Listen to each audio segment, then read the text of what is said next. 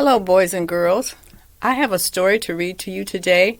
It's entitled 7 Spools of Thread, a Kwanzaa story, and it's written by Angela Shelf Medeiros and illustrated by Daniel Minter.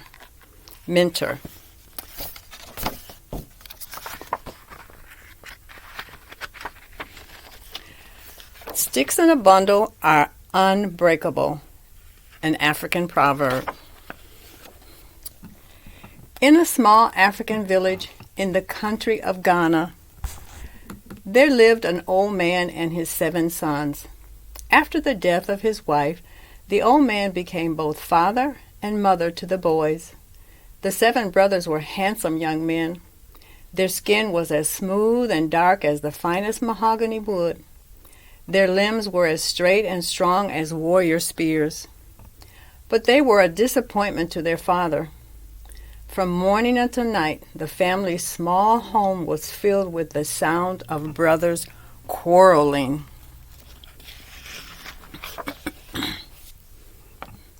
As soon as the sun brought forth a new day, the brothers began to argue. They argued all morning about how to tend the crops. They argued all afternoon about the weather. "It's hot," said the middle son. "No, a cool breeze is blowing," said the second son. They argued all evening about when to return home. "It will be dark soon," the youngest son said. "Let's finish this row and begin anew tomorrow." "No, it's too early to stop," called the third son. "Can't you see the sun is setting?" shouted the sixth son. And so it would continue until the moon beamed down and the stars twinkled in the sky. At mealtime, the young men argued until the stew was cold and the fufu was hard. "You gave him more than you gave me," whined the third son. "I divided the food equally," said their father. "I will starve with only this small portion on my plate," complained the youngest. "If you don't want it, I'll eat it," said the oldest. He grabbed a handful of meat from his brother's plate.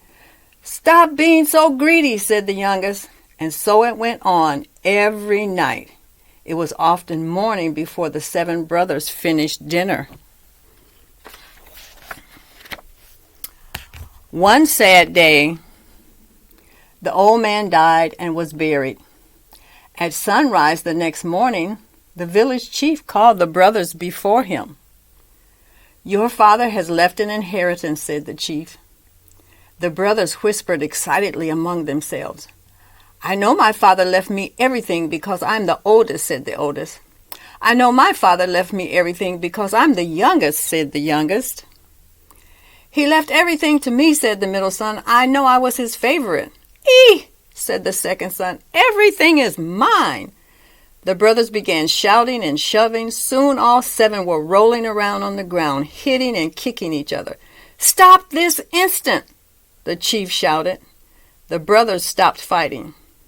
They shook the dust off their clothes and sat before the chief, eyeing each other suspiciously.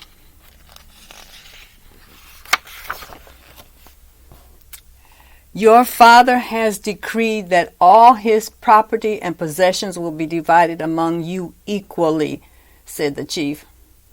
"But first, by the time the moon rises tonight, you must learn how to make gold out of these spools of silk thread.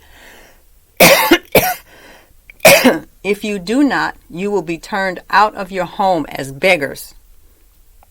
The oldest brother received blue thread, the next brother red, the next yellow, the middle son was given orange thread, the next green, the next black, and the youngest son received white thread. For once, the brothers were speechless. The chief spoke again.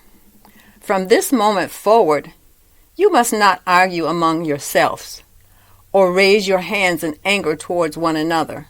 If you do, your father's property and all his possessions will be divided equally among the poorest of the village.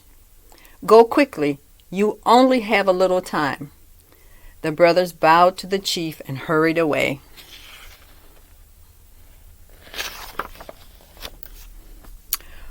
When the 7 Ashanti brothers arrived at their farm, something unusual happened. They sat side by side, from the oldest to the youngest, without saying anything unkind to each other.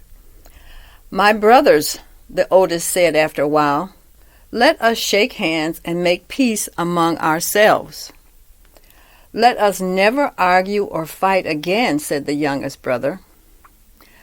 The brothers placed their hands together and held each other tightly. For the first time in years, peace rested within the walls of their home.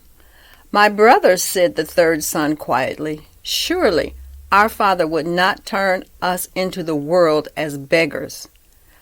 "I agree," said the middle son. "I do not believe our father would have given us the task of turning thread into gold if it were impossible."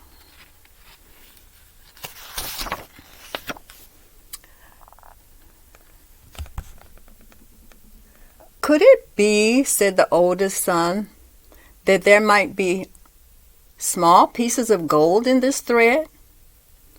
The sun beamed hotly overhead. Yellow streams of light crept inside the hut. Each brother held up his spool of thread. The beautiful colors sparkled in the sunlight, but there were no nuggets of gold in these spools.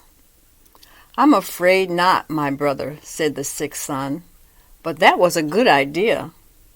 "Thank you, my brother," said the oldest.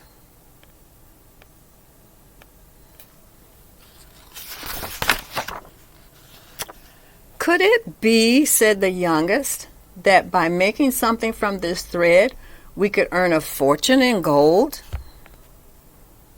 Perhaps," said the oldest, "we could make cloth out of this thread and sell it. I believe we can do it."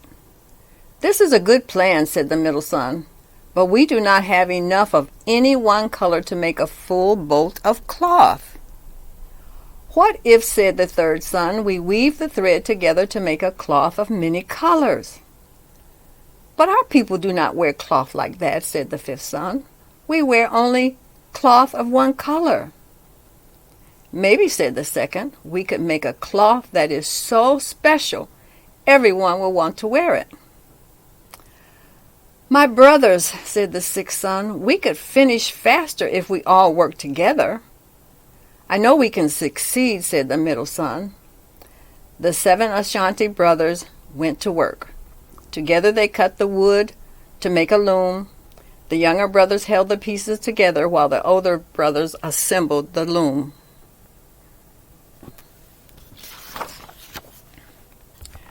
They took turns weaving cloth out of their spools of thread. They made a pattern of stripes and shapes that looked like the wings of birds. They used all the colors: blue, red, yellow, orange, green, black, and white. Soon the brothers had several pieces of beautiful multicolored cloth.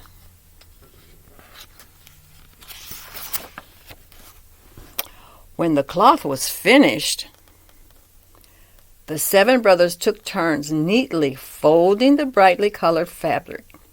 Then they placed it into 7 baskets and put the baskets on their heads.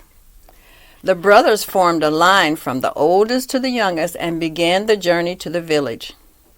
The sun slowly made a golden path across the sky. The brothers hurried down the long dusty road as quickly as they could.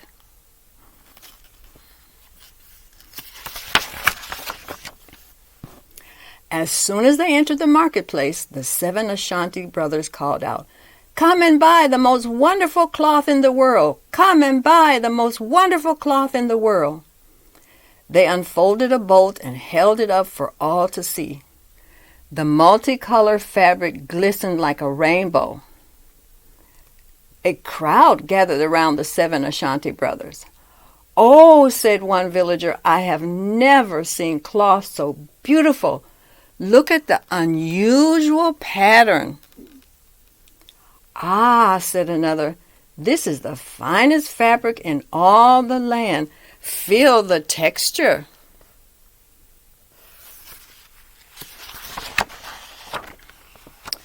The brothers smiled proudly. Suddenly, a man dressed in magnificent robes pushed his way to the front of the crowd. Everyone stepped back respectfully. It was the king's treasurer.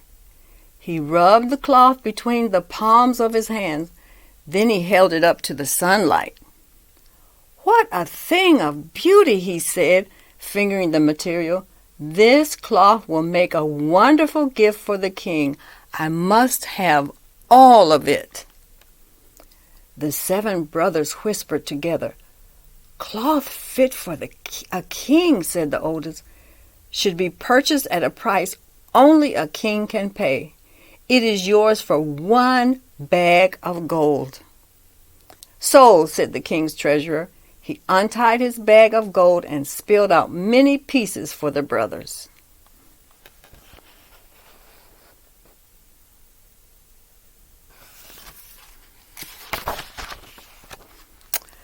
The 7 Ashanti brothers ran out of the marketplace and back down the road to their village. A shining silver moon began to creep up in the sky. Panting and dripping with sweat, the brothers threw themselves before the chief's hut. "Oh, chief," said the oldest, "we have turned the thread into gold." The chief came out of his hut and sat up on a stool. The oldest brother poured the gold out onto the ground. "Have you argued or fought today?" asked the chief. "No, my chief," said the youngest. "We have been too busy working together to argue or fight." "Then you have learned the lesson your father sought to teach you," said the chief. All that he had is now yours." The older brothers smiled happily, but the youngest son looked sad. "What about the poor people in the village?" he asked. "We receive an inheritance, but what will they do?"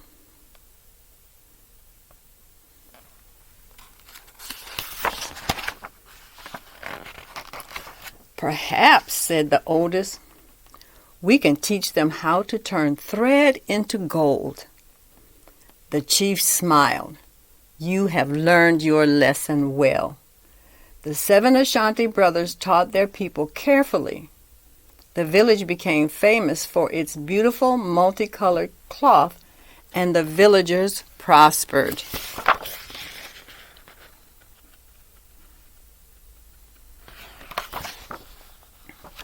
From that day until this, the 7 Ashanti brothers have worked together farming the land, and they have worked peacefully in honor of their father.